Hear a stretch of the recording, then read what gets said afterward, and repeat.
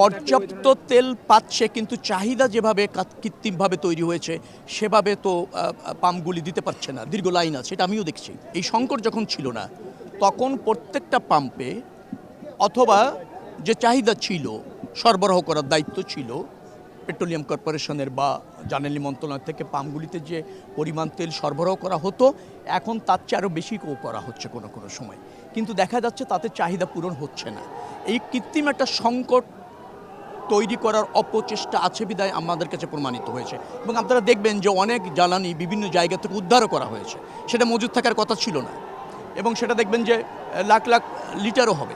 আমরা যারা জনগণ আছি, আমরা যারা ভোক্তা অথবা যাদের প্রয়োজন জ্বালানি যারা ব্যবহার করেন, তাদের একটু সাশ্রয়ী, একটু সংযমী এবং কোনো রকমের দুরভিসন্ধিতা না করে এই সংকটে এগিয়ে আসতে হবে। কারণ আমাদের বাণিজ্যের প্রায় 92% চট্টগ্রাম বন্দর কেন্দ্রিক।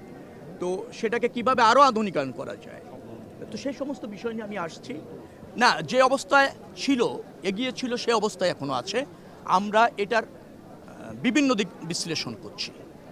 আমাদের স্বার্থ কীভাবে রক্ষা হবে, আমাদের পোর্টের নিরাপত্তাটা কীভাবে থাকবে, টেকনোলজি যেটা আমাদের অ্যাচিভ করা ডে বাই ডে দরকার অ্যাজ এ নেশন, সেটা আমরা কীভাবে অ্যাচিভ করতে পারি বন্দর ব্যবস্থাপনায়, আবার ওটার সুফল কী কী আছে, আবার অন্য কোনো কোম্পানিকে দিয়ে দিলে আমাদের সক্ষমতায় কোনো যেটা অ্যাচিভ করছি ডে বাই ডে সেখানে কোনো ব্যত্যয় ঘটে কিনা, এই ধরনের বহুমুখী চিন্তা বা সমস্যাগুলি আমলে নিয়ে বিশ্লেষণ করা হচ্ছে।